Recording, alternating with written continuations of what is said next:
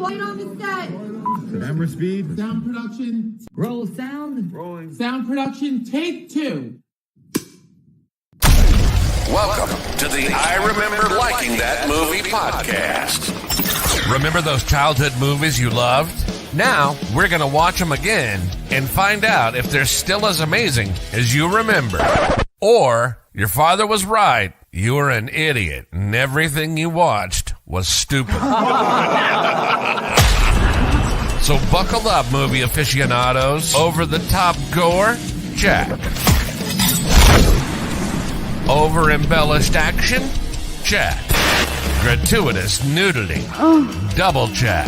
Storyline so absurd you could drive a semi-truck through those plot holes. Oh yeah, some of those movies didn't even know what a movie plot was. And that's the way we liked it. Now, here's your hosts, Anna Santos and Jimmy Coates.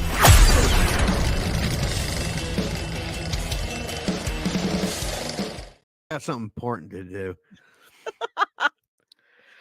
Okay. Welcome to the I Remember Liking That Movie podcast. Today we are going back to I think it's 1995. I like the way you said that. Shit. Pretty sure it's 1995. Correct. We've been here before.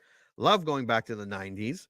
Yes. Because we are going to watch Empire Records. What do you remember about Empire Records and how long has it been? It has been probably since the late 90s. I only watched it once, and I remember being frustrated at the I have this thing whenever I feel like I could be wrong about this, but whenever women tend to make like really stupid romantic choices, I get really frustrated and angry, and then I throw the movie away, and I'm like, I'm never watching you again. I have a feeling that's what happened with this one, but I can't really remember. I think I may be blocking it, but I do remember I love the fashion. Okay. So you haven't watched it since the 90s? I haven't watched it since the 90s. I watched it maybe once or twice in the 90s. And then my wife got a DVD and it was a double and it was Empire Records and it was Reality Bites. Oh. And so, but I haven't seen it in quite a while. It's been at least 10 years. Yeah. Yeah. I haven't seen, well, obviously, Empire Records since the late 90s, but even Reality Bites, I haven't seen it since like the mid 2000s, like 2005, 2006. Yeah, it's been a while for that one too. Yeah. Okay. Let's take a look at the box office. This was surprising, and there's a reason behind it. Empire Records came out on September 22nd, 1995. It had a budget of $10 million. It opened in only 87 theaters, 4 malls, and was included in that.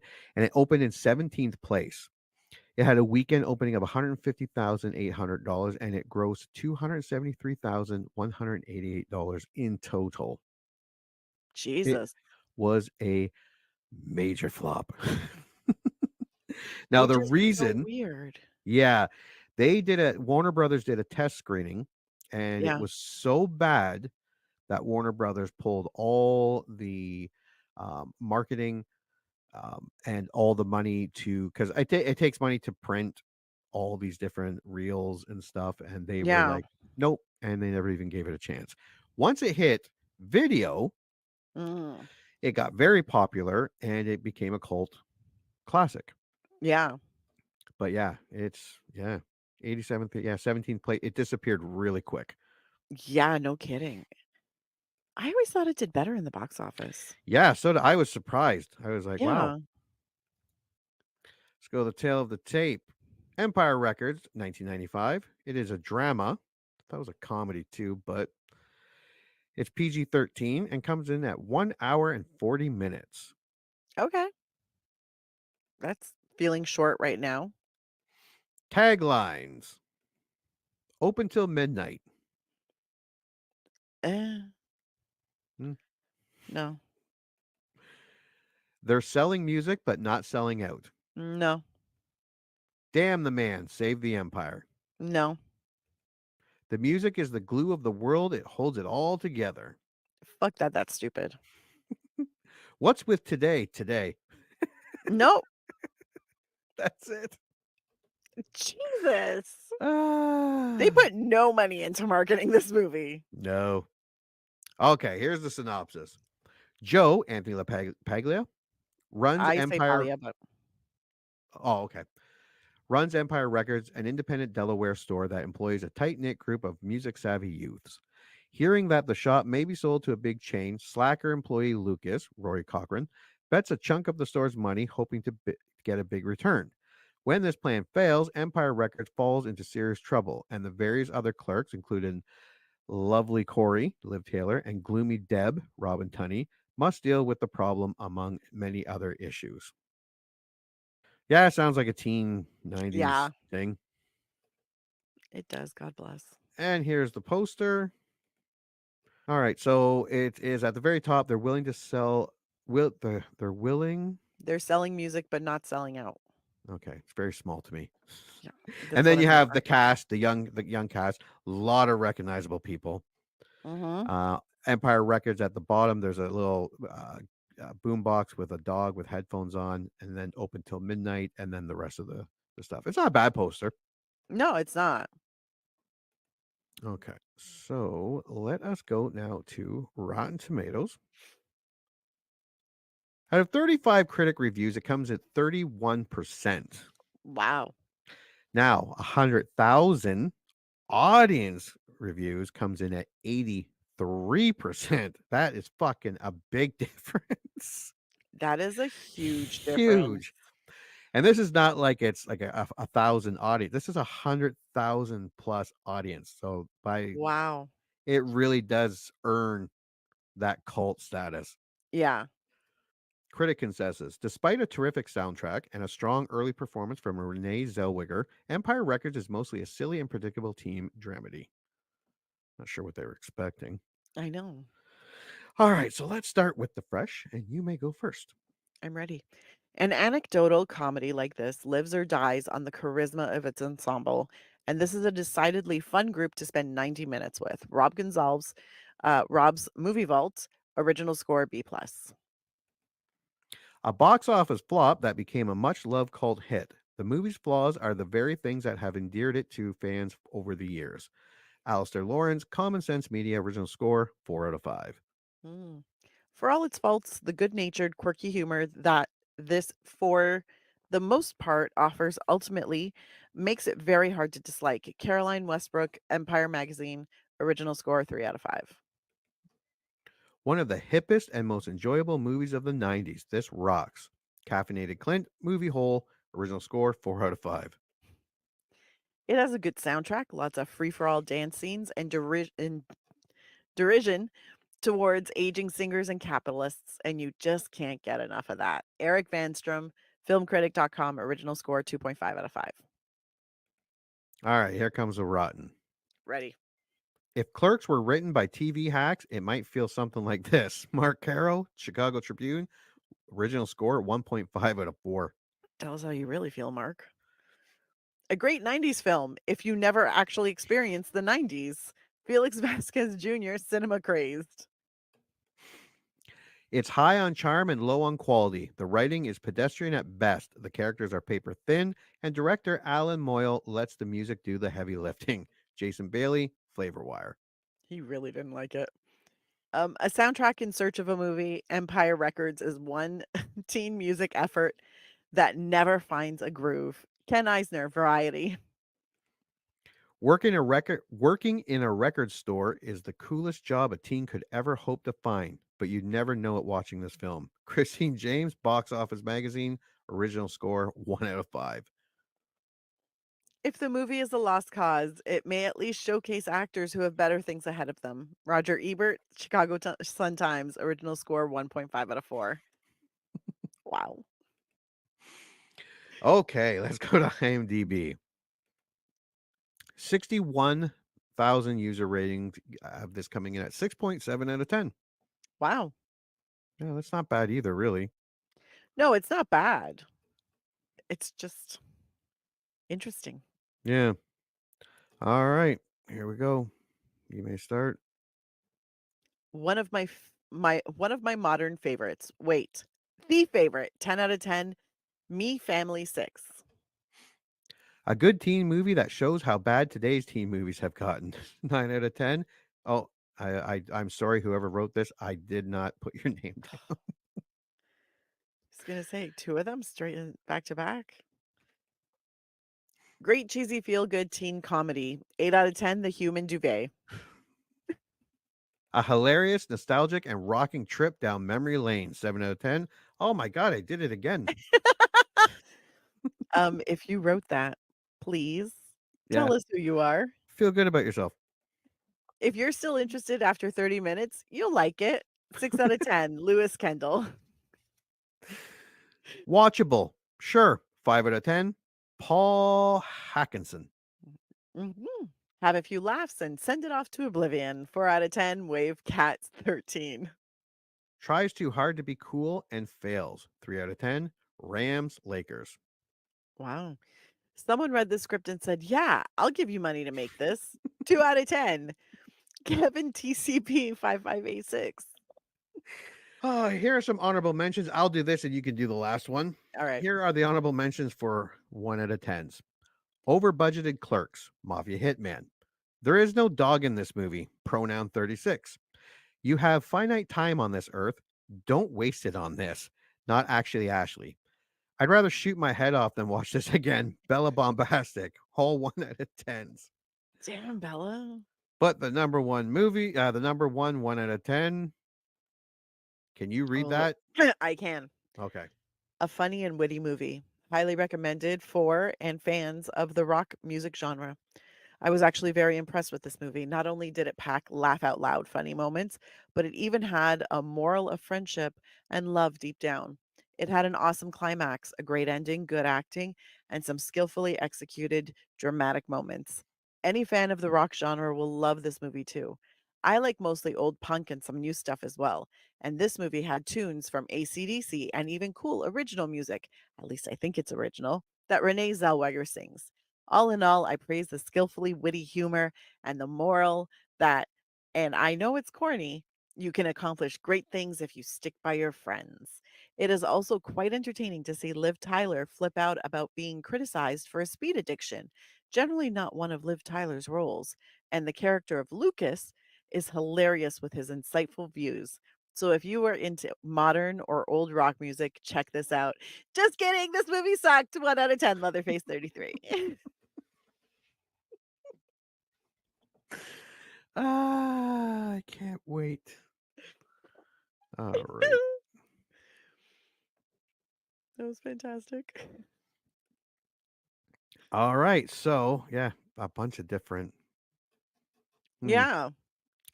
Well, let's watch the trailer and make a prediction about vastly different opinions on this movie. For reals. Just let me introduce you to everybody. This is Gina, Roy, Lucas, AJ. The staff of Empire Records had the coolest jobs on earth. Do you think the story is already written, or do you think a bold and courageous act can change the course of history? Something happened to me last night in Atlantic City. Did you win anything? No, I did not. But Lucas blew it. Everyone knew it. You want to buy Empire? Well, that's a good thing, right? The money is gone. Where's it going to? I think it's recirculating. We're turning this into a music town? I have to pay for what Mr. Brilliant here did. I'm the idiot. You're the screw up, and we are all losers. Now, 5 friends have one day to decide what to do with the rest of their lives. AJ loves Corey, not the whole story. Today is the day that I'm gonna tell Corey how I feel about her. That I, Love her. yeah. Do you think that it's possible for someone to be in love with someone else and not even know it? In this life, there are nothing but possibilities. That is so sweet. I think I'm gonna barf. Corey wants Rex first time at sex. Hey Rex, what happened to your hair? I will offer myself to Rex Manning. I wish I could be brave. You are brave. I have to bring Rex his lunch. I'm bringing Rex his lunch! Mark's raging mad. Best day he's had. Just like this! Help me, help me, help me. If I was in a band, they would not be doing this to me. Deb shaved her head and made out she was dead. I tried to kill myself with a lady Bic. Just your typical nutty teenager. You did have hair, right? I was tired of being invisible. Gina did it again, this FaceTime to a friend. You get smarter the shorter your skirt gets. I want to sing in a band, but I don't have the guts. So is this how your life's gonna be now? You're just gonna screw every husband? I'm starting!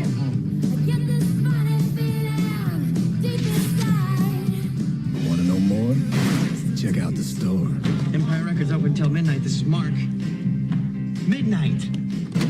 Empire Records, featuring the music of Better Than Ezra, Gin Blossoms, Ape Hangers, Evan Dando, Toad the Wet Sprocket, and the Cranberries. What is wrong with you people? Rock and roll.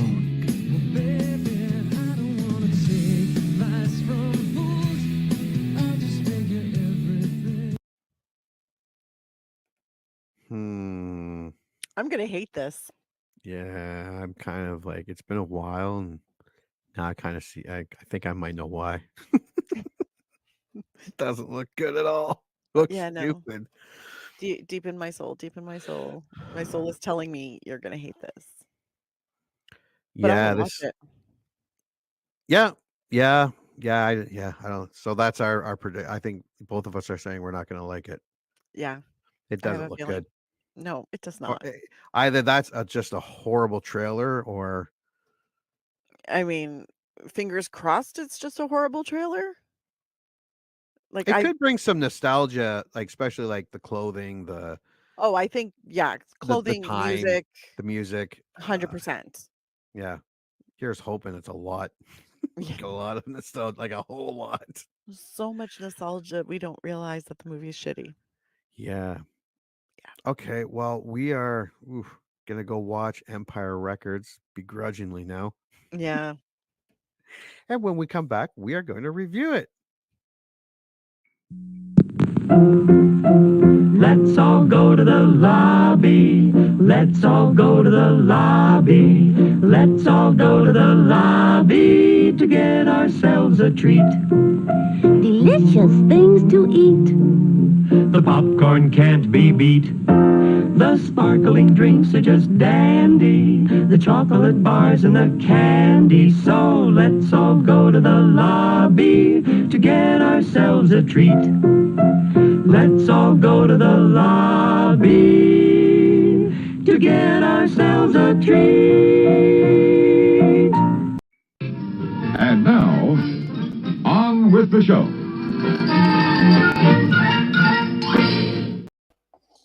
How? Get out of there. What the hell? There we go. Can you hear me? Yeah, I can hear you. Can you hear me? Yep. I'm just looking for something. Something I could have, pulled up earlier. But why? But why would you do that? Why? Why? It's crazy talk. Here it is. All right. Okay, so crazy trip down 90s memory lane, wasn't it, kids? Oh boy, was it ever. That was Did the you- 90th movie of the 90s ever. So I take it you did watch Empire Records from 1995? Did. Oh boy, did I ever. And your initial thoughts? I am completely indifferent to this movie. I did not hate it, nor did I like it. It was literally, it was like it was just playing. And I was like, is there a point to this? I had like a little bit of an existential crisis because I was like, why? Why would you do this? Why would I have watched this when it came out? And then I realized it was because, there was talk, Liv Tyler, it was so cool. But I was like, it was, I almost want to say a waste of time. Almost. But now that I've rewatched it, finally, I now know why I haven't watched it in like 30 years. Yeah. Did you watch it? I did. My initial thoughts, it seems like a corporate take on the popular 90s indie movie craze. Comedies like Dazed and Confused, Suburbia, Clerks, Clay Pigeons, Swingers, like a corporation, meaning Warner Brothers, who made this movie, is like, we need an edgy, groovy indie movie that the kids will love, and this is what they came up with. Like some of those reviews where if you take Hacks and redid Clerks, this is what I get it. I get all the bad reviews, but I kind of get all the good reviews too. Amazing soundtrack. Oh, 100%. A soundtrack no indie movie could obtain. Oh no. amazing cast in a very nostalgia 90s way. Yes. The whole movie completely full of nostalgia, Oh, the fashion, nostalgia was music. off the charts. Yeah. Off the charts. The At record time, store itself. oh yeah, at times it's very like completely reminiscent of the times. Like it almost transport you back to the 90s as you're watching it, Yes. especially if you lived in that decade, if you lived through that decade. 100%. But I like you. I did not hate this movie. Mm. I thought I would, and watching that trailer again, there was a lot in that trailer that was not in this movie. Correct. Yes, so it was heavily. Well, we did kind of brush up on that at the beginning. It was heavily edited It really was. by about 40 minutes. Yeah. It was it felt almost unfinished. You know what I mean? Yeah, it was missing. It was missing something. Yeah, like Yeah, you still got the ending that you expected and wanted, yeah. but it was just very It it's seemed rushed at parts. It yeah. seemed, yeah, It yeah. it literally felt unfinished. It felt like it just gave you like a touch. Like it was like a buffet. This movie was like a buffet with each individual storyline being a separate dish, and it only gave you like a bite, maybe 2 of each dish. Yeah, where you could have used a little more. Yeah. Yeah, So yeah. I'm like, if they had focused on like 1 character or 2 and focused on their stories and how they evolve, cool. I was at the end of it, I was like, I think this would have been better as a series. I thought the same thing. Or that Yeah. 40 minutes added back in. That too. Yeah. Give me And more. what it did have me pining to go back to the 90s, like especially to go and hang out at an overly loud, big music store or a HMV mall, a is video reopening store. in North America. I heard that Yeah, they're so gonna I'm sell. super excited. Yeah, they're gonna like. I wonder if they're gonna do it like they used to, because that was a fun store to hang They're out. That was doing one it of them. within a store. Like, they're not gonna be standalone stores. Oh, So, okay. like Zellers did with Hudson's Bay, I think HMV is gonna do the same thing, Hmm. which I'm down for because I miss buying CDs I other used than to I at used to garage hang sale. out. Yeah, I used to hang out at music stores all the time. Just go in and look around. Oh, yeah, and Uh, listen to all the different, like that's what I used to do if I was deciding on what if I heard a song from an artist and I was like, "Am I gonna buy their album?" I'd go in and I'd listen to the album, and then I'd be like, "Okay, there's at least 3 tracks on here that I like. I'm gonna buy the album Yeah. because it's worth it. All right. Well, let's go over the movie. Let's do it." At independent record store Empire Records in Delaware, employee Lucas has been tasked by store manager Joe with closing the store for the first time. While counting the days receipts in Joe's office, he discovers the store is about to be sold and converted into a branch of Music Town, a large national chain. Let's talk about the store and music stores in general, because this store Mhm. was a character unto itself. Yes. Like the movie, hate the movie, love the movie. The store was great, especially again if you lived through the 90s, 80s, 90s, early 2000s, 70s. Music stores were the shit. Especially independent ones, because you could tell who the owner was according to what was stocked. Yeah, And it was amazing because there were some owners who just loved all kinds of music and you could find everything in there. And then there are other ones that had really big collections of certain types of music, certain genres, and then like 3 albums from like more popular artists and they're like, "We're a serious music store." So I and also this music store in the movie is set up so cool. yeah, they did a I was good like, job making the store. "I want the couch in the break room. It's gorgeous." Oh yeah, yeah, no, yeah, the store was awesome. Mhm. Um, and stores like that were a thing. Maybe not completely like that, but they were. But there were some that were like that. Like Oh, they, yeah. some of the ones that I went to had multi floors, sitting areas, listening Mhm. areas, music, clothing, movies, hardware, electronics. Like, yeah, like I said, I remember just going and hanging out and checking things, and I could waste hours. Oh, yeah, when I was a teenager, which happened to be during the '90s, back when Queen Street West was cool. It's not anymore. But back when it was cool, there used to be all kinds of music stores. And some of them had actual instruments in there. I think that was Yeah. Steve's. Yeah, and then some of them were just records. Some of them had CDs and tapes. Some of them were vintage stuff, like reused. Like I was like, you could literally throw a stone and hit like 3 different music stores, all like specializing in different stuff, all having individual like identities. And usually there was a listening station, and they would play the most random stuff. So every time you walked in there, you'd be like, "Who is this? Yeah. What is this? I want it." I bought a few CDs doing that, like Yeah. going, who's playing, that type of thing. And indeed.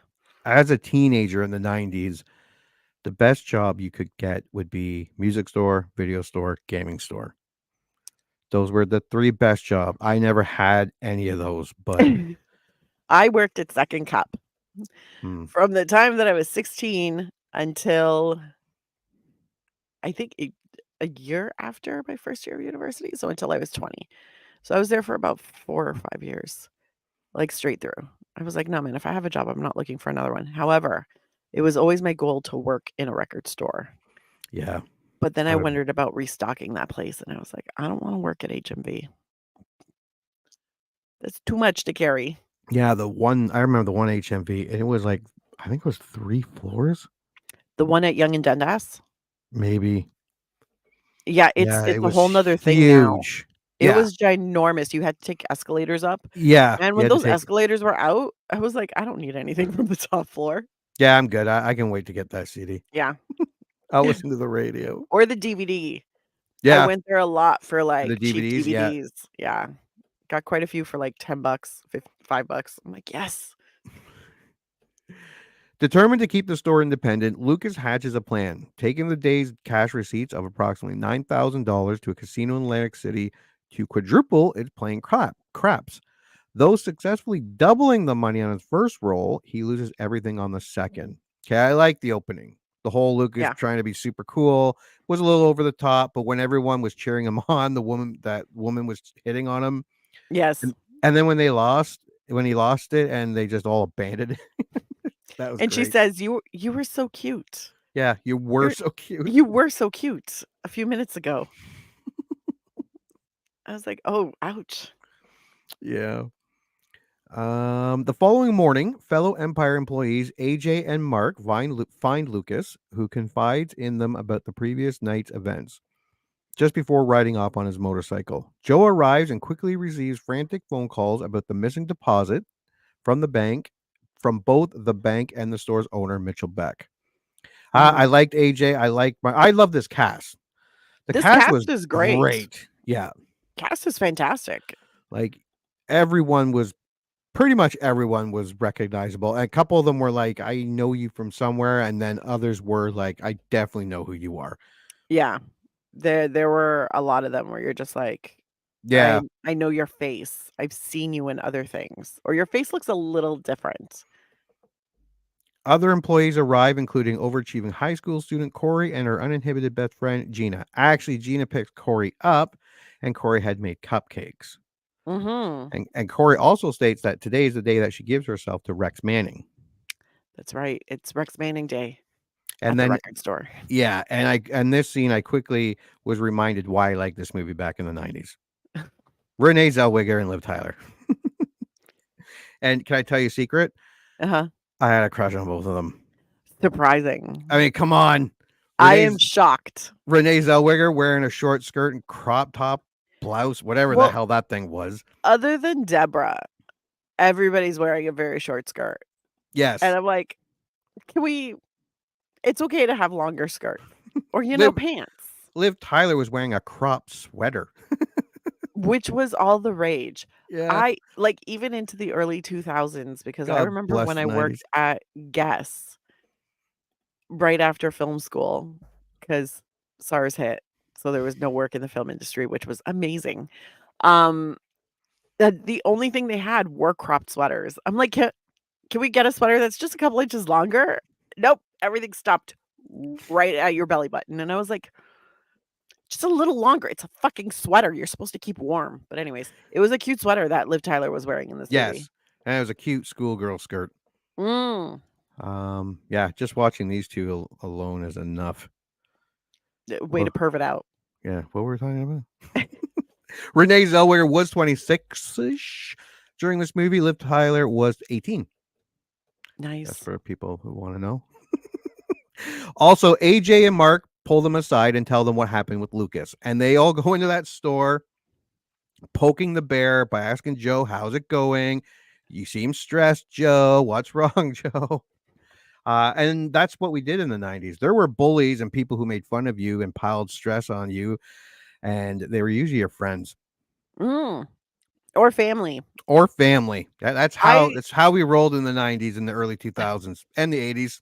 I learned probably in my teens that not everybody's family is mean to them. Yeah, that's true. Them straight to their face. Like I didn't realize that until I was like older, and I went to other people's houses and I saw how their parents spoke to them, and I was like, just thought it was normal. Doesn't just like look at you and say, "God, you were stupid for doing that." Really? Not just my I parents. thought that was just in the movies. I'm like, wait, they actually care about your feelings? What is this? But friends, back when we were younger, if you did something stupid, your friends it lived loved forever. to point it. Oh yeah, remember that time you did that? Still to this day, like 30 years later, we'll tell stories about things we did in high school, and we'll make fun of each other for it. Oh God, yeah, relentlessly made fun of. Oh God, yeah. Like every time they saw you, they would either come up with a new nickname for you. Weirdly enough, this is such a side note. Today happens to be, I think it's today or was it yesterday? My friend's birthday from high school, my friend from high school. And I've called her Squid since high school because she was obsessed with Kids in the Hall, and they had this one skit where they were moving your hands, they move in squid-like motions. And she used to say that all the time. So I started calling her Squid. To this day, on her cute little Facebook wall, because we're old as shit, I was all like, "Happy birthday, Squid."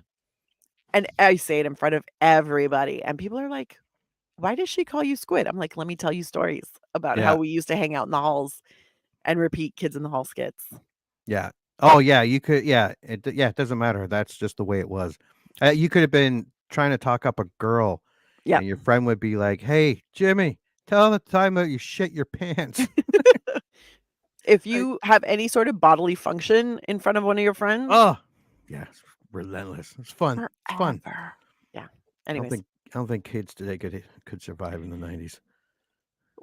They would have been a little tougher in the 90s. Yeah. But also in the 90s, you just had a bunch of parents being like, "Suck it up," and not going to the school and being like, "Billy's being mean to my Jimmy." Yeah. You know, like that's not. Back then it was like, "Suck it up, punch him in the face. Why are you crying about it?" We weren't emotionally ready for the world. I think it made us emotionally ready for the world. Like, no, it made us prepared for the assholes who are already out there. Yeah, bring it on. Unfortunately, we were all taught how to cope with the assholes. Nobody taught the assholes how to not be assholes. That's the problem. Can you hear me? I can hear you, but your face is frozen. Okay, give me 1 second. Uh-oh. This is weird. It's just a black screen now. That's better than my face frozen on it. Honestly, I could barely tell you had frozen because you were just looking down. I was like, he's looking for something on his computer. It's fine. 1 second. Being live, we are so fancy. No. All right. So I am here. Audio, virtual camera. Yeah. Okay. Ugh. What the hell? What happened? This is my computer camera. If I have to do it on this, I'll do it on this. It's not too bad. But let me try this again. Uh-oh. Oh no. You're pixelating, buddy. Pixelating. Pixelating for the ladies. Yeah, because There that's we what go. every lady is looking for. Pixelating. Pixelation. Okay. Hostile employee Deb, who has survived an apparent suicide attempt, also arrives. Deb then goes into the bathroom and shaves her head. I also had a crush on Robin Tunney, but not so much for this movie. But I will say she was the more, other than the suicide thing, more grounded Yeah. character. More Weird. realistic, but Yeah, well, that's the weird thing. Everybody in this movie is a caricature.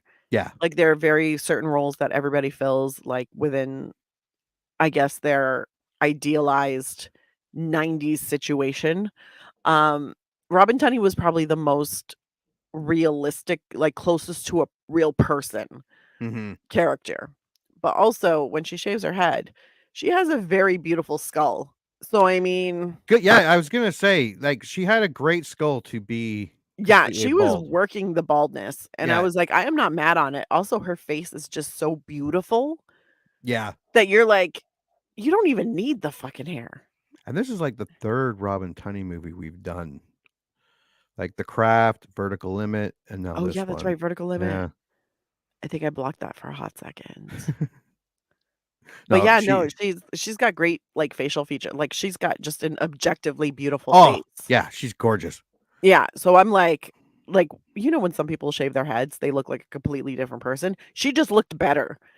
Like, her face was like, "Now it's my time to shine," and I was like, "God, you're gorgeous." And I did like the whole Gina and Deb working the counter and just insulting each other. That was another 90s or You always had that with a coworker. There was yeah. always one. Yeah. There was always one where you just, like, you were like, "We're never gonna be friends, No. but this is fun." Yeah. Yeah. Yeah, I don't think you could do that today. Probably hurt someone's feelings. No, no, no, it depends on the coworker. It Yeah, depen absolutely. I'm also one of those people where I'm like, sometimes I'll say something, and then I stop, and I'm like, "Are you gonna report me to HR?" 'Cause I know it's a very real possibility, just let me know if I'm gonna be fired, like, it's cool. I'm usually the one sitting in HR going, "What'd I do? What'd I do? What'd I do? No, no, Are we in I got Russia you. now?" In Russia now. The fuck? Don't be that old white guy. Don't be that one.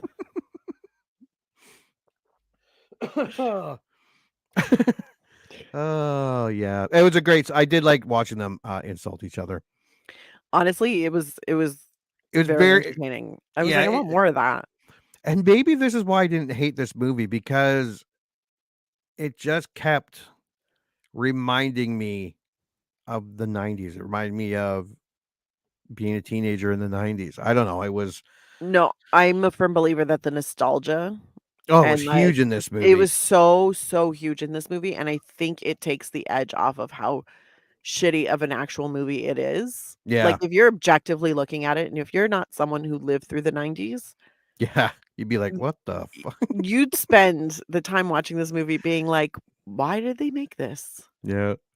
But if you lived through the 90s, you're like, "Ah, it's not a bad passage of time, it's a nice visit to the 90s." Yeah.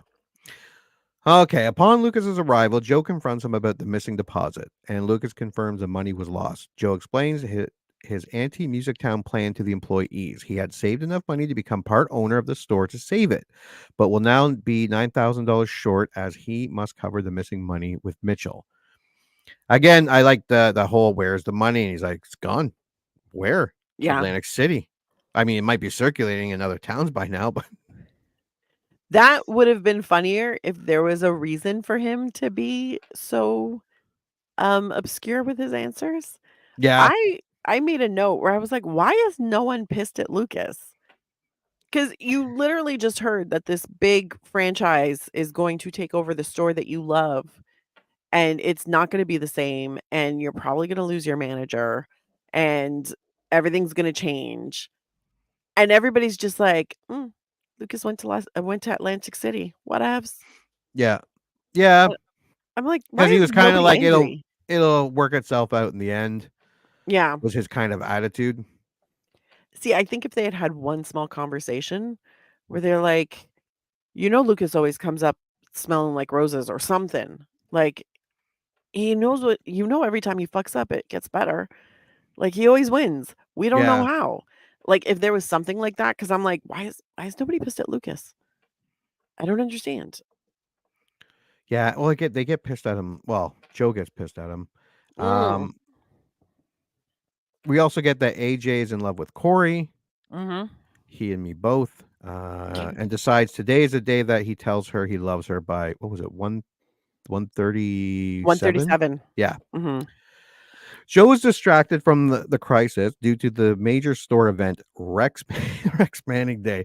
The washed up 1980s pop idol is holding an autograph session at the store for fans of his latest album, Back with More. The unenthused staff mock both Manning and the event, and ultimately, many of the fans showing up to meet him are either older women or gay men. This is Wikipedia. But that one guy seemed really gay. Yeah, yeah. But also there was the one who was like, "You're my mom loves you."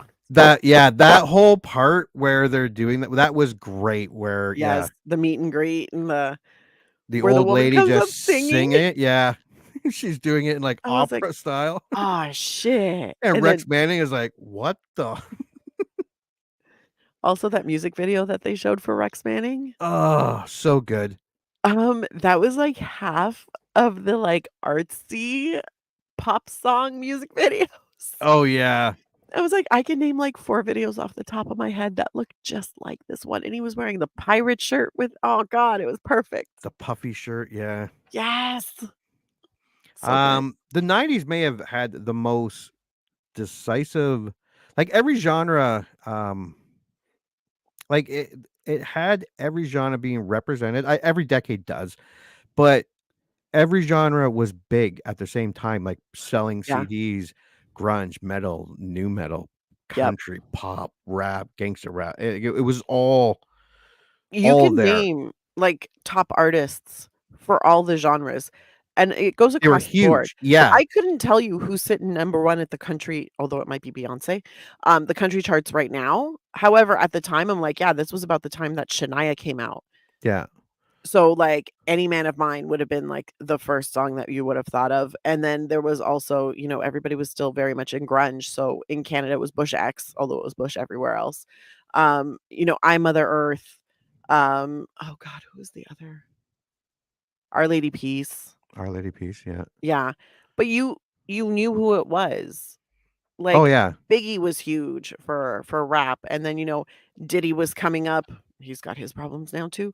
But Oh, Dr. Dre, Dr. the Dre, Chronic album, yeah. yeah, Snoop was Snoop Dogg, huge, yeah, like, it but was you just a could very name everybody knew all the artists. yeah, even if you weren't into it, you still Recognize. knew, like, Yeah. I don't know any Spice Girl songs, but saw them, heard them. I know every Spice Girl song. I even know some of the dances. But I think the 90s was very, unique for that. Yeah, 'Cause, like, in the 80s had what? Hair rock, one-hit wonders? it had a lot of hair rock, a lot of ballads, and a Yeah. lot of fun, like, pop dance songs. Yeah, one-hit wonders that you didn't Yeah, hear from that band but you again. also had a They lot were of, like great songs. that was also the time of, like, freestyle and, like, house was coming up, so that was, like, kind of where it was in the '80s. You were looking for light, either live band music or fun, light dancing music. That was Yeah. mostly the '80s, or Mm, a slow song because you wanna dance with your lover. But in the but '90s, it was everything. everything went, and everybody it wasn't as segregated, like, everybody listened to everything.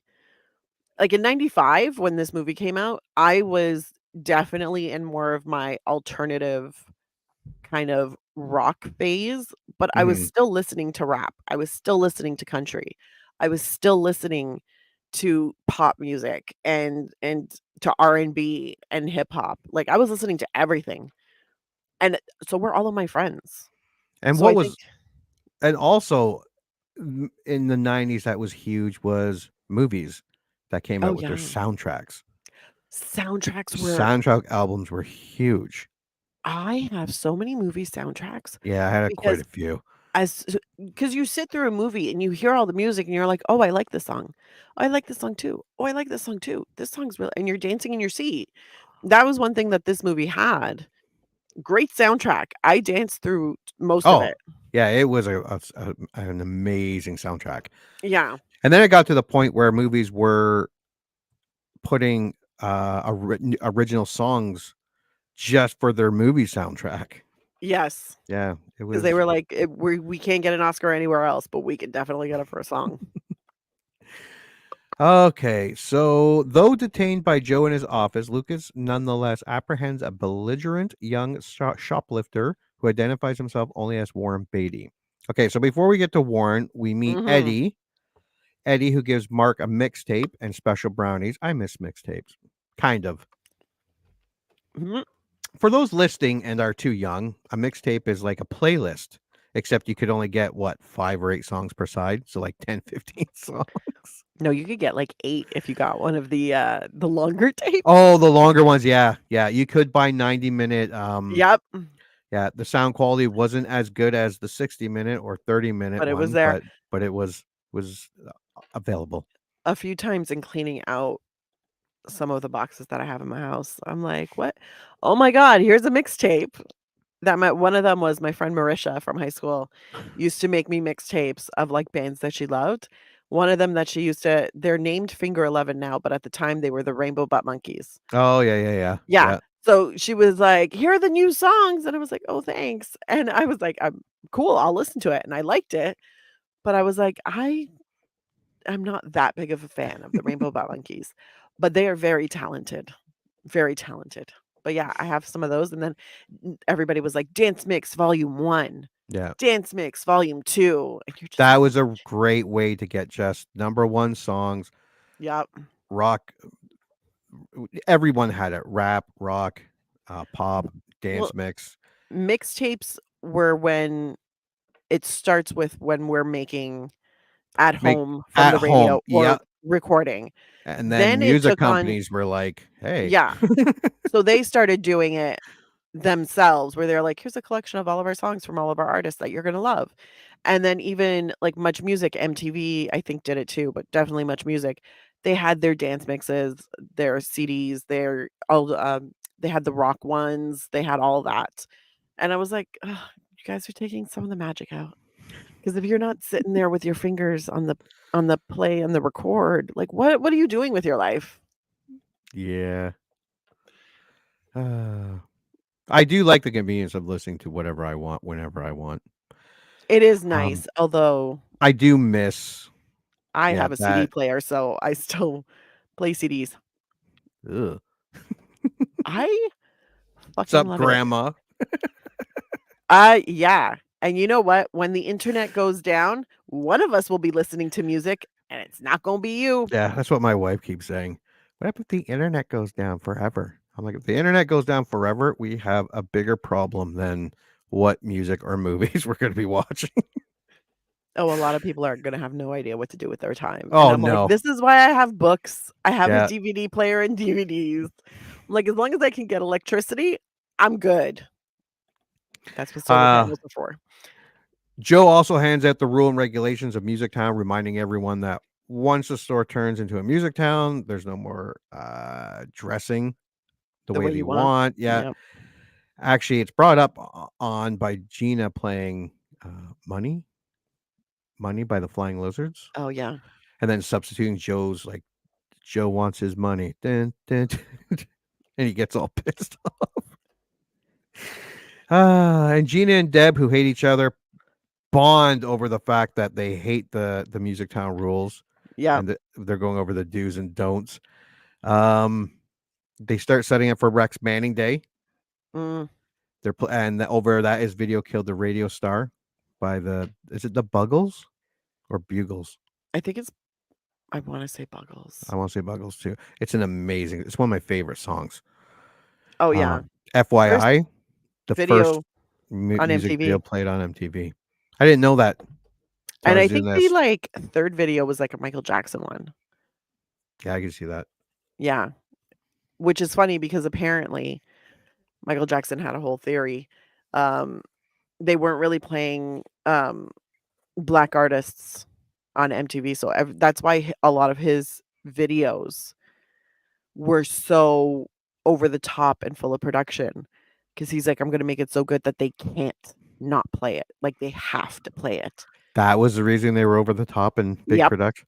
His house, his normal life was over the top and big production. Well, yes, but not yet. At this point, when I he will started say doing those videos, it wasn't. Then the it got Thriller crazy. video was friggin', when I was a kid, that was amazing. That Mhm. whole Thriller with Vincent Price and the Oh god, zombies yeah. and that was great. But that's why he made, because black artists were not getting a lot of airtime on MTV. Their videos weren't getting a lot of airtime, so he was like, "No, I'm gonna make sure that you have to play my videos, because and play them a lot, because they're gonna be so big and they're spectacular." I was like, "Alright." I just learned that this week. Look at me learning shit. Yeah. And then he played too much with children. Yeah. Come on, Michael. I mean, you couldn't see that one coming. Well, here's the thing. I'm not going out. I don't know. Supposedly, yeah. Allegedly. Yeah. None of us were there. I'm not discounting what the Thank survivors have God. said. Please, like, my mother would have let me. I wasn't allowed to go to sleepovers ever, anywhere. Although he had So a zoo and he had like a fair and a roller he had like a coaster. train. He had like a mini, like, what are Yeah. those Wonderlands? Yeah, I'd let him touch me. Just figure out Amusement it's over. parks. Don't say that. Well, that's my body. I can do what I want. Jesus. It's like Anywho, that South Park. You're all ignorant. You're all ignorant. When they're accusing. Oh shit. we went too far. Yeah, it's fun. Okay, the rules and regulations. Yeah, so they start setting up for Rex Manning Day. Mhm. Yeah, and what was I saying? Video Kills a Race Star was the first one on MTV. The amount of days I spent watching just hours of MTV. My God. Yeah. So awesome. Once Much Music started here, that was my favorite channel to have it on. Oh yeah, you wouldn't have I didn't have American cable, MTV, so I didn't have right? MTV until much later in my life, when my brother-in-law moved in and he brought his American satellite. I think Much Music was pretty much the same. It was almost identical. Yeah, it was Yeah. the same kind of format. Yeah, same kind of format, but I feel like we had cooler VJs. That's just me. Oh, see, I like Downtown Julie Brown, She was Colin. awesome. What's his name from Saturday Night Live? He was on it. There's so many of it. They were just cool. Tim Daly. Is it Tim Daly? Yeah. We had Bill Welichka, Rick the Temp, George Stroumboulopoulos, Who the JD fuck are Roberts. you talking about? What's a Stroumboulopoulos from? You don't know George that Stroumboulopoulos? horse thing from Sesame Street with the big long nose? That's Snuffleupagus, and it's not a horse thing. All right, don't you talk about Snuffleupagus like that. Stroumboulopoulos and Snuffleupagus. Erica They must M, be related. who was like the coolest. And then let's not even talk about Electric Circus, which what you don't know Electric Circus? No, sounds Every Friday night, it was basically like a dance music show, right? So they would bring in a bunch of people who just wanted to dance. It was kind of like Soul Train or American Bandstand kind of thing. okay. Occasionally they'd have performers, but Monica Diol hosted it. And oh God, what was his George? He was also with George, I think. Snuffleupagus? No, but he was on the morning show on CP24. Oh God, I'm never gonna remember. Anyways, he was the camera guy. He started out as the camera guy, and he was fucking adorable. I was like, "You're so cute." Anywho, there were a lot of really great VJs on Much Music, and they were weird and interesting and random. Yeah, MTV had a wide range, and each VJ kind of mimicked and blended into whatever music they were going to be playing at the time. Yeah. But I did like watch. I could just sit there and watch it. I did just sit there and watch it for so much wasted time. We all did. Yeah. Lucas has to go to the washroom and is not allowed to leave the couch, so he takes his couch cushion with him. Then we see Warren shoplifting. Then we get the chase scene. This movie plays like almost like a sitcom. Yeah, multiple episodes of a sitcom. Yeah, very cheesy. I did like Warren running into the car door. I did actually like the Warren character. Warren was funny. Yeah, he was weird and he was twitchy. God bless. Yeah. But he was definitely funny. He is taken away by police, but vows to return seeking revenge. And before this happens, Rex Manning, played by Maxwell Caulfield, a former heartthrob himself. If you look him up, he was a teen heartthrob. Yes. And good looking So kid. attractive. He was great. Washed up, still one of the spotlight musicians, like very stereotype. He played it perfectly. His assistant Jane, played by the awesome Debbie Mazar. Debbie Mazar. Yeah, you will definitely you'll recognize her if you don't know her name. She's been in everything. She's also apparently Madonna's best friend. She's so cool. Yeah, she was in The Insider when we did the Oscar redo episode. Yep. They also take pictures of Warren and the CDs he was trying to steal. I also loved how Rex Manning was taking pictures with Warren. Yeah. That was awesome. He looked so pissed. Then a very sexy Renee Zellweger comes out in that apron or smock thing from Music Town. Yeah. Pretty much naked, just wearing her panties underneath it. Pretty much. We also get Warren and Lucas stuck on the couch, and he's trying to pull the glue coins off the floor, even though he knows they're glued. I did like the bit, like you said, with the Max Ranning fans. The kid that's there for her mother, that was good. Then Burko comes in for his shift. He is obviously dating or with Deb because he's told what happens. He tries to talk to her. He actually is more of a musician, and he wrote the song that became the opening for New Kids in the Hall. Oh, really? Yeah. Oh. There's actually another really weird trivia part, but we'll wait till after when we do the trivia. We meet Mitchell, the owner, who we learn right away that he doesn't even like the store. Correct. Like his grandfather was into something else. It was his hippie father who opened the It was toilets and bidets. Right. Is what his grandfather sold. And his hippie dippy dad was all like, records. And Joe's trying to figure out how to get the $9,000 without losing his money to become a partner in the store. AJ is practicing how to tell Corey he loves her. Corey, we kind of learn, is kind of a speed freak because she keeps going for those pills. We also realize that her father is putting a lot of pressure on her to get good marks. Mark is creepy. All the girls listening to the music. He's creepy, but in a kind of fun, harmless type of way. He's the weird guy. Yeah, definitely. Yeah. There's stereotypical. Stereotypical weird guy who just kind of shows up, says stuff, smiles funny in that I'm going to wear your skin like a suit kind of way. Yeah. Yeah. It's just weird.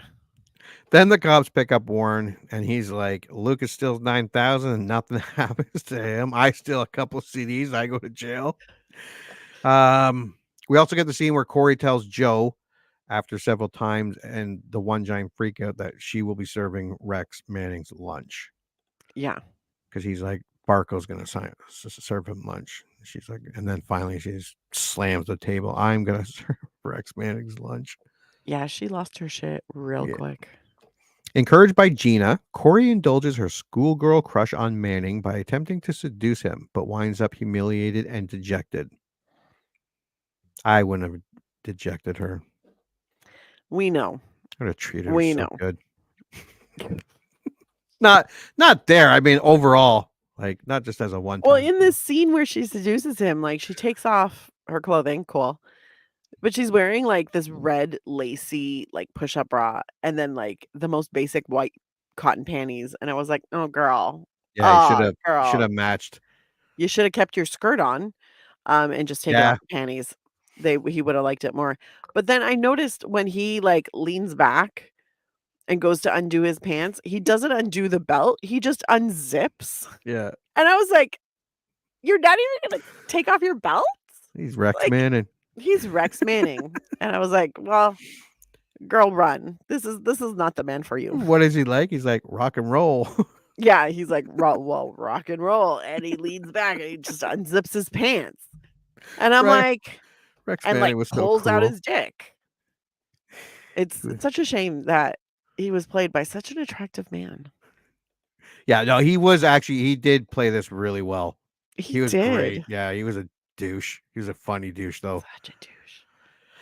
Okay, so AJ then chooses this inopportune time to confess his love to Corey, which she rejects. After Gina and Corey argue, Gina has sex with Manning. Okay, so before this, Deb makes buttons for everybody. Yes. There is this flash mob before flash mobs existed where the entire store is dancing and grinding. It was kind of weird.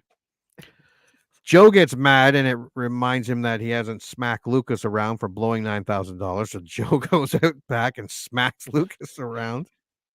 He's like, I had to do that, right? Then they're like, where's Gina? And then we hear the sounds from the back room and Corey walks in on them. Yeah. Gina leaves upset. Rex is like, what? No applause. Oh, he's the coolest. He's the worst. Back to Wikipedia.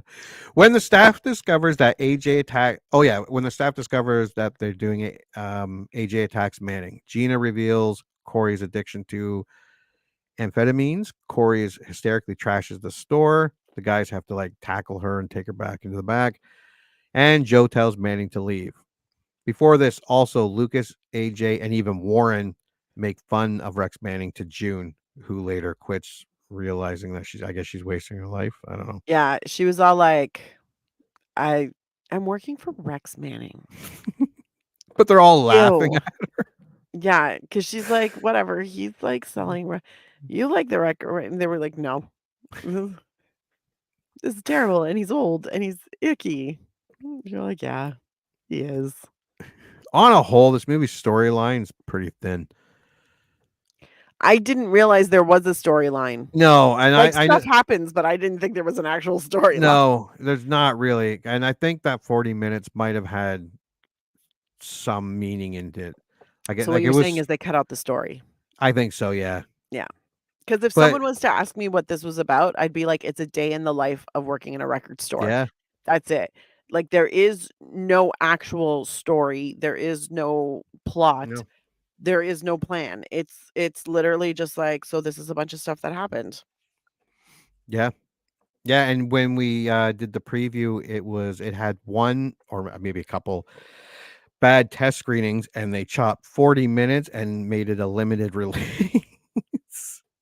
I think they were trying to save the movie, but if that other 40 minutes was just more of this. Yeah, it could have got really boring really quick. Yeah. Yeah. Who knows? We'll never know. Deb surprisingly attempts to cheer Corey up, and in return, she holds a mock funeral for Deb with the whole staff. Just looking ahead, and yes, before the next part, we get Mark eating the special brownies and tripping out to a Guar video. Yep. I've never tripped out to a music video, but something tells me Guar, probably not the best band to do it with.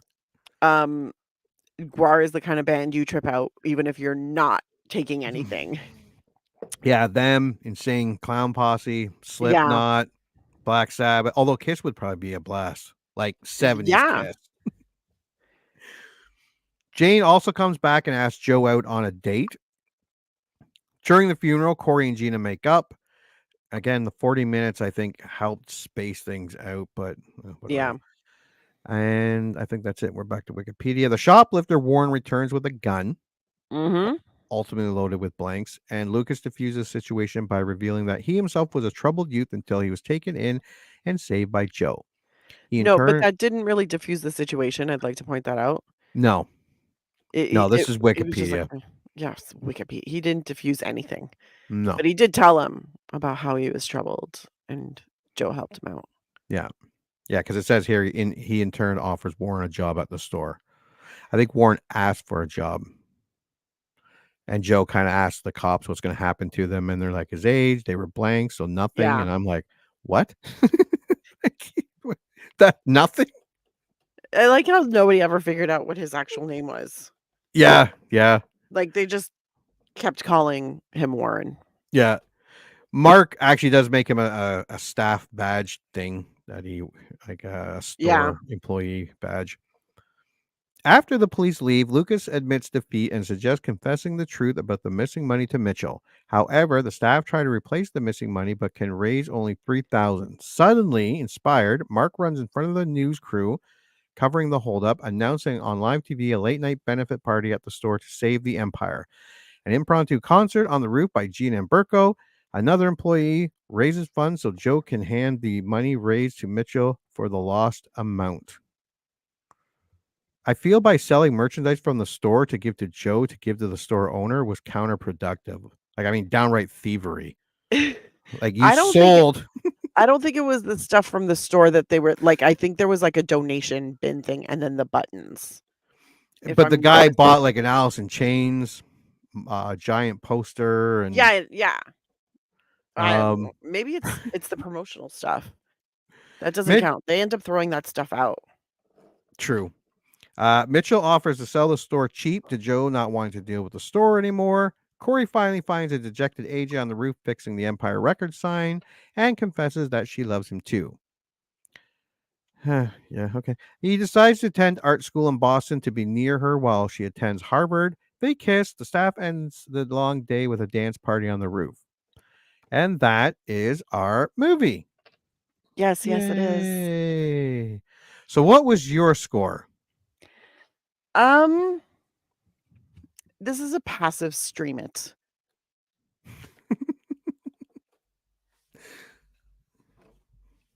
A passive stream it. Oh, you froze on me now too. Oh, hello. Oh, here we go. Okay. A passive stream it. A passive stream it. So this is, if you have nothing better to do when you kind of want to watch a movie from the 90s, like you're feeling nostalgic for the 90s, put this movie on. Realize that there is no actual plot. Realize that, even though the characters are great, nobody's pushed forward by anything. Like, it is what it is. It's passable, but it's not something I would ever pay any kind of money for. FYI. So yeah, I can't even say it's a fun movie, but it keeps you engaged. Not entertained, but engaged for the full time that it plays. And honestly, just for the fashion and the music, it's worth watching. But there's nothing else in the movie. Very nostalgic. Very nostalgic. All right. What's your score? All right, my score. I can't believe I liked this movie. And when I say liked, it has, what was it, 86% on audience Rotten Tomatoes? Yeah. That 86. Doesn't mean it's 86 out of 100. That means 86% of the people who watched it liked it. And liked it can mean like, oh, it was all right. Oh, it was kind of good. It was good. It was really good. It was awesome. It was the best movie ever. Like, there's a wide range of how you like a movie. So it's not 86 out of 100. I'm more on it's all right. Yeah. The story is paper thin in execution, but abundant in subplots and subject matter that really don't go anywhere. The acting is sitcomish at times, but the actors so nostalgic and enjoyable. The music and the setting itself is amazing. Will we ever get another movie set in a video store or music store? Seeing this movie took me back to the 90s. Seeing this movie made me want to go back to the 90s. It made me want to go hang out at a record store, listen to music. I actually did. I went online and I watched a bunch of music videos. It made me remember jobs I had in the 90s or school in the 90s, high school, film school, and people I hung out with and similar hijinks or hijinks adjacent and just hanging out with people I worked with. We all had jobs and job friends that later became workout, hangout friends. It was like watching a time capsule of a time that will unfortunately never come back. Uh, it was for the most part serviceable acting, direction. I really wonder what could have been with that longer story and runtime. Uh, this is one of those movies that you say that you can play in the background. This is definitely Mhm. one of those movies, just with the soundtrack alone. This is definitely a movie you can watch when you don't know what to watch. This is a movie you can watch Yep. when halfway through, 20 minutes to go, 20 minutes in. You're not missing anything. And it was like going back to the 90s. Like I said, this was really like watching NTV for an hour and 40 minutes. That's what Mhm. it felt like to me. It was light. I enjoyed it. I enjoyed the fashion, the music. It wasn't thought provoking in any way. It's No. very familiar, relatable in a 90s way. Is it the best 90s comedy? No, not by a long shot. But in a fun, I want to veg out and watch MTV type of way. So I say buy it at a discount. Big discount. God. Yeah. Big If it's on for discount. 99 cents, by all means, Yeah. buy Yeah. it, especially if you've watched it and you're like, "Oh, this was pretty fun. It's super 90s. It felt like hanging out at the mall with my friends." And if you wanna experience that more and more, am I probably gonna play this in the next 10 years? Probably not. I got after watching this, I got all the bad reviews and I agreed Yeah. with them. And I agreed with most, not the ones that were 10 out of 10, but I agreed with most of the ones that liked it. I saw it from both. Yeah. Yeah. It's just it I is that's what why I'm kind of I get why indifferent. people liked it. I get it. I get why Yeah. people didn't like it. Like, on a very surface level, I can definitely say I liked it. Like, I liked it fine. Yeah. Like, not It was nothing special. yeah, it was nothing special. Very, very nostalgic. Although maybe it was very special because that nostalgia and that Oh, music store really if it wasn't that, if this was in today's times and you just took that dialogue and all that, this movie would have yeah. sucked shit. Well, that's the thing. I think if you look at it as spending time with your friends in the 90s, Yeah.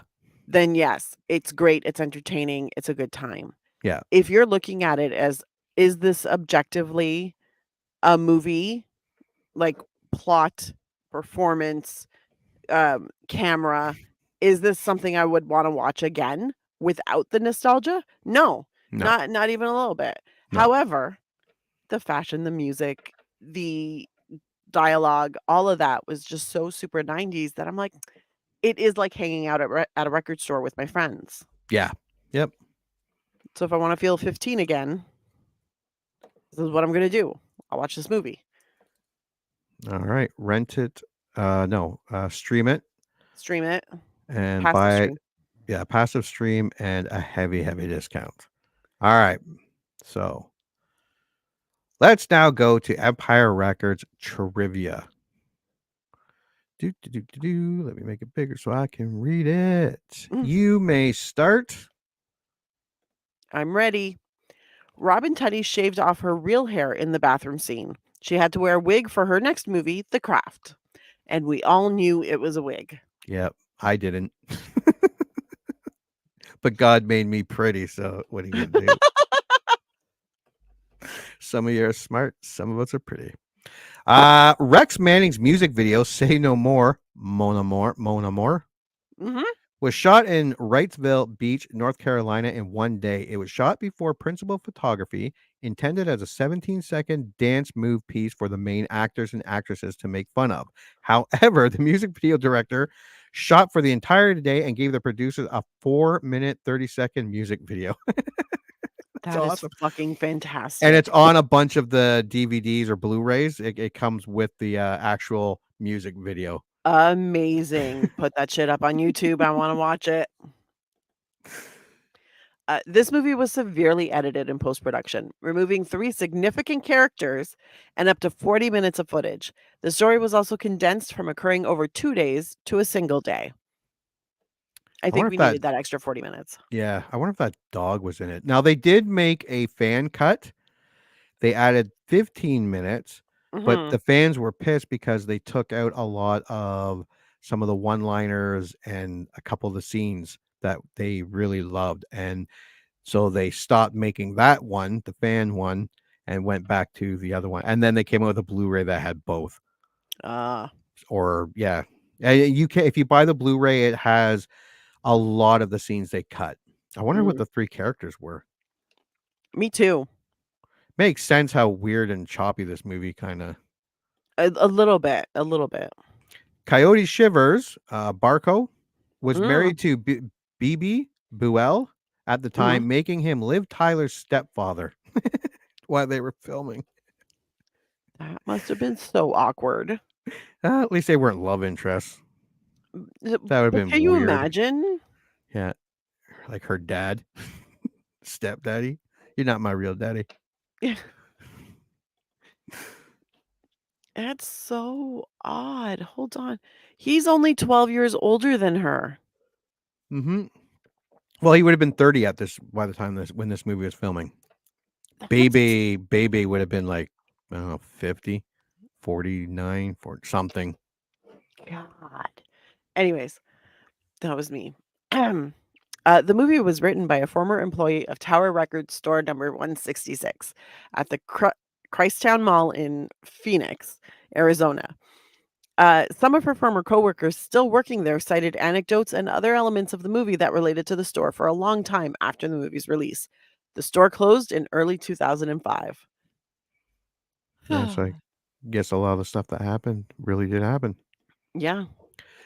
The 2003 DVD re-release titled Empire Records Remix Special Fan Edition featured newly released scenes, new deleted scenes, special features including Rex Manning's music video Say No More, Mona More. I really want to see it. Actually, I have the DVD. I wonder if it's on there. However, it also cut. Oh, why I fucking said it. I forgot that it was on here. It also cut a few popular lines from the original release. The 2015 Blu-ray release returned to the original theatrical cut and includes the special features and extras from the 2003 remix edition. I'm kind of curious. I want to see the original cut. That's what I want to see. That would be with the 40 minutes. Yeah, before they started fucking with everything. Oh, my turn. When filming the scene in which Warren runs away from the store, his stunt double ran into the car door so hard that he cracked a rib. Also, the true name of the character, Warren Beatty, is never revealed. Nope. But I want to know. It probably never will. Also, fun fact, BB was 12 years older than Coyote Coyote? Shivers. Yes. So 42. Yes. Yeah. So she was 42. Her daughter was 18. And right in the middle there is her husband. So he could have dated both. I mean, if he was a creep, for sure. Dear Penthouse. Now, on a more not so cheerful, I was just about to say cheerful note. Joe Flaherty died today. Joe Flaherty, I was a huge fan of SCTV. Me too. Obviously not around when it came out. But in reruns, it played a lot. On CTV. And on City TV, my bad. And it was, I remember on Sundays, it played like 2 episodes in a row in the afternoon. I always watched it.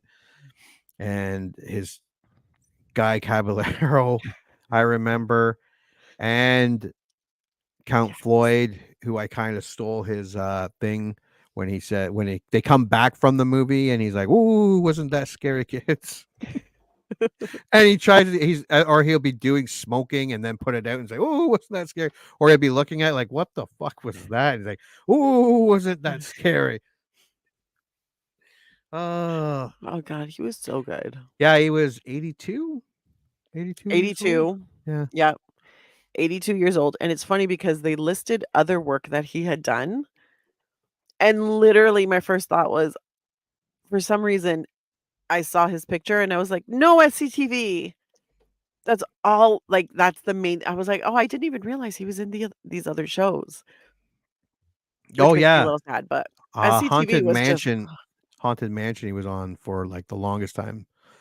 That was a pretty popular kids show. Yeah, see, I had no idea. I never watched it, but apparently it was on for quite a while. Yeah, and then he worked in for a college, and he in a comedy department, and for the last quite a few years. For the last few years, yeah. Nice. Yeah, they said that I saw some of the things that they were posting. They said he was never competitive. He always laughed at other people's stuff, and he was older. Like he's born in the States. He was successful in I think Chicago's second city, and then they asked him to go to Toronto to head up their second city, and that's where SCTV was born. And and he just stayed up there. Well, yeah, because we're awesome. Yeah, that was sad. That was sad. I like Joe. It was very sad. When I saw that, I was like, no, not him. I can't believe he's 82. It's like, oh my child. These are childhood now. Yeah. Because much older than I am, but it's still sad when you're childhood. Well, when I was super young, like I was under 10 when I was watching SCTV. Yeah. And I was quoting stuff from them that none of my friends understood, which added to my weird girl persona. It was like, it's not my fault. I'm reading Flowers in the Attic and watching SCTV. God, guys. But yeah, I used to quote stuff from SCTV all the time, and I used to think it was like the greatest show ever. And then you see them and you're like, oh God, they're getting older and they're passing away. And this hurts my heart. One of my favorites were I like Guy Caballero, but they did Leave It to Beaver. John Candy was the Beav, and Joe Flaherty was Ward. Mm-hmm. But when Ward got mad on the SCTV version of it, he took off his belt and told the Beaver to go to his room and wait for him. Oh, it was awesome. All right. On that happy note. Thanks a lot. So, anything else you'd like to add about Empire Records? No. Joe Flaherty, no. Rest in peace, you funny man. No, I think did I watch something today? I can't remember. I was going to tell you about a movie that I watched, but now I can't remember what movie I watched, so obviously it wasn't that good. I was going to watch The Blackening, but I ran out of time. Oh, I haven't seen that yet. I really do want to see that. I want to see it too. Funny. And yeah, it looked really funny, and I was about to start playing it, but then I got distracted by work. So I was like, well, I guess I can't start playing that. So I got distracted. I worked, and then all of a sudden I was like, well, shit, now I got to watch Empire Records before we go on the podcast. I had to rent a $20 movie about a haunted pool for my kids. Swim night or swim time. Oh, I've heard of that. Bloomhouse. I did not watch it. The kids wanted to watch it. I'm like, okay. And then it's a newer movie, so it's $20 to rent. I'm like, oh, for fuck's sakes. Jesus. For a haunted pool. Yeah, they seemed like I heard them screaming, and so they had a good time. Oh, maybe I'll watch it when it's not $20. I don't think it's $20 good, but all right. Well, then, thank you for joining us and going back to 1995 and watching Empire Records. And with that, until the next movie we remember liking. And now, folks, it's time to say goodnight.